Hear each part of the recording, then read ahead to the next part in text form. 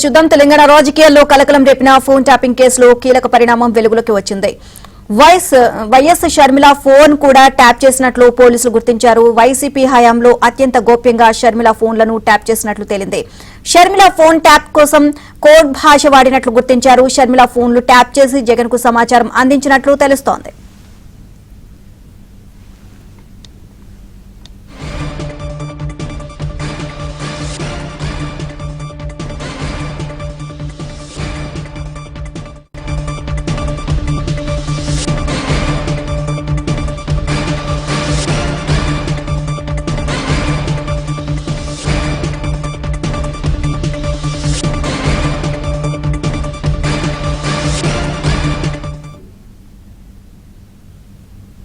Overall ఇదే అంశానికి సంబంధించి మరిన్ని అప్డేట్స్ మా క్రైమ్ కరెస్పాండెంట్ ప్రవీణ్ అడిగి తెలుసుకుందాం. ప్రవీణ్, ఫోన్ ట్యాపింగ్ వ్యవహారానికి సంబంధించి ఒక్కొక్క విషయం వెలుగులోకి వస్తుంది. దీనికి సంబంధించి షర్మిల ఆమె ఫోన్ కూడా ట్యాప్ చేసినట్లుగా కూడా ఈ విషయం బయటకు రావడం జరిగింది. ఓవరాల్ గా దీనికి సంబంధించి అప్డేట్స్ ఏంటి?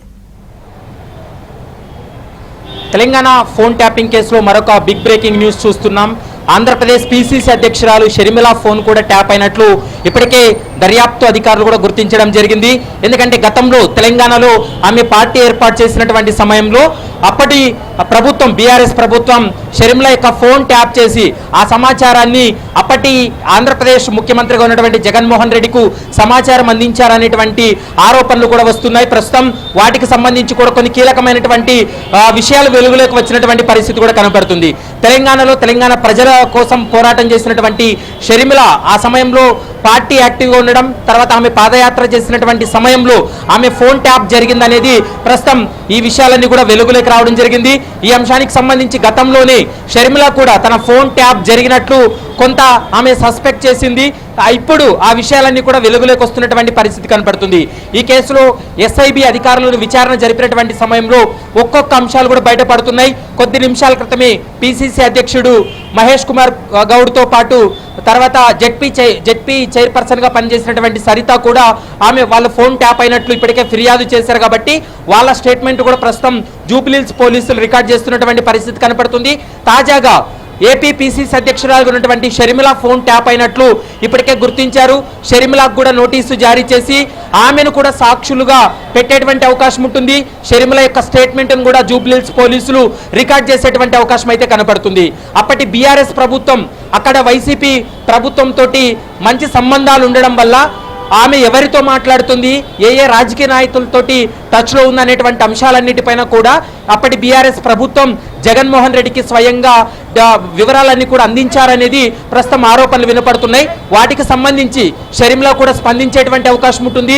రేపు వైజాగ్ పర్యటనలో ఎయిర్పోర్ట్లో ఈ ఫోన్ ట్యాపింగ్ వ్యవహారానికి సంబంధించి ఆమె కూడా రెస్పాండ్ అయ్యేటువంటి అవకాశం అయితే కనపడుతుంది.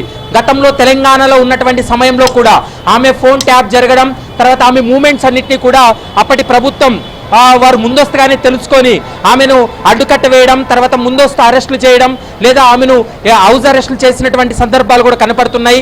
మరోవైపు ఆమె ఏ రాజకీయ నాయకులతో మాట్లాడుతుందనేటువంటి విషయాలతో పాటు ఆమె వ్యక్తిగతంగా మాట్లాడేటువంటి కాల్స్ అన్నింటినీ కూడా ట్యాప్ చేసి జగన్మోహన్ రెడ్డికి కూడా సమాచారం అందించారనేది ప్రధానంగా అభియోగాలు ఉన్నాయి. కాబట్టి ఆమె స్టేట్మెంట్ రికార్డ్ చేస్తే ఈ కేసులో మరికొన్ని కీలకమైనటువంటి అంశాలు కూడా బయటపడేటువంటి అవకాశం ఉంటుంది.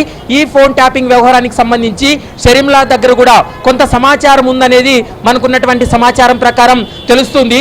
మరి జూబ్లీహిల్స్ పోలీసులు షర్మిల స్టేట్మెంట్ రికార్డ్ చేయబోతున్నారా, ఆమెను కూడా ఈ ఫోన్ ట్యాపింగ్ కేసులో సాక్షులుగా పెట్టబోతున్నారనేది మాత్రం చూడాల్సినటువంటి అవసరం ఉంటుంది. ప్రస్తుతం అయితే మాత్రం దాదాపు 25 మంది సాక్షులకైతే నోటీసులు జారీ చేశారు. రోజువారీ వారిని పిలిపించి జూబ్లీహిల్స్ పోలీసులు వారి యొక్క స్టేట్మెంట్ కూడా రికార్డ్ చేస్తున్నటువంటి సందర్భం కూడా కనబడుతుంది. ఈ కేసుకు సంబంధించి షర్మిల వ్యవహారానికి సంబంధించి ఆమె ఫోన్ ట్యాపింగ్ వ్యవహారానికి సంబంధించి కూడా ఆమె కూడా మీడియాతో మాట్లాడేటువంటి అవకాశం అయితే కనబడుతుంది. ఈ వారం రోజుల వ్యవధిలోనే ఈ కేసులో మరికొన్ని కీలక పరిణామాలు, మరికొన్ని కీలక అంశాలు కూడా బయటపడేటువంటి అవకాశం అయితే కనపడుతుంది.